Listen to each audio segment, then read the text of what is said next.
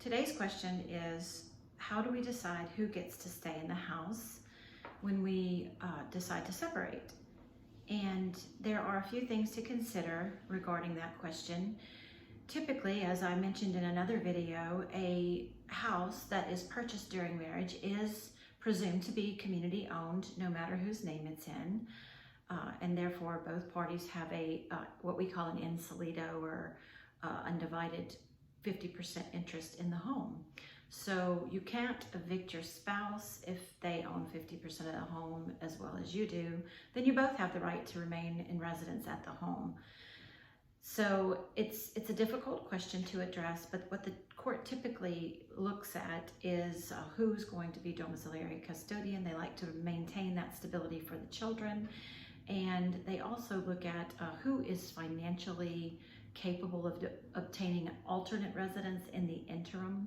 Now, I will point out that this is an exclusive use claim, which is only applicable during the term of the divorce. So that year that you're required to be separated is the period of time that we're looking at. Now, it may go over that a little bit more or a little bit less, depending on how long it takes to resolve community ownership. But as I'm talking about this issue, I'm specifically referring to the period of time that occurs during the divorce where a party is assigned exclusive use of the home. So those are the two factors that the court will consider when determining who will be granted exclusive use of the home during the term of the divorce, or the two main issues, I should say. And that is really up to the two of you to discuss. If you can't agree, obviously one of you should relocate temporarily to another residence.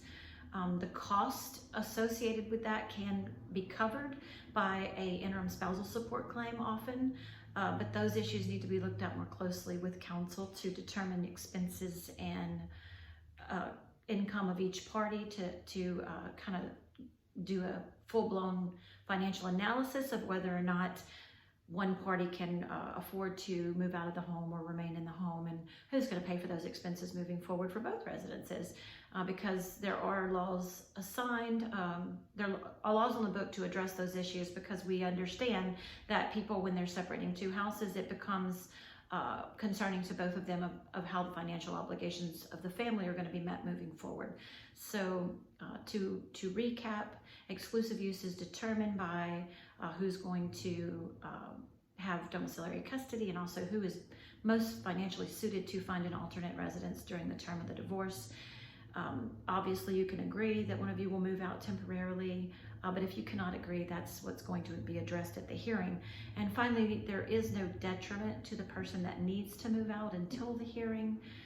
Your separation period required for divorce needs to start as of the date the other party is served in a 102 divorce action. So one of you should move out no later than the date that the service is made of the petition for divorce.